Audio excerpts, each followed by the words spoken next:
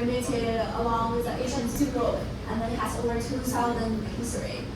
It is a very important part of the Chinese traditional music. And then this is called Yuan. We like this instrument because we feel like they can play like a wide range of expressions. They can be very powerful, very energetic, and also can be very soft and gentle.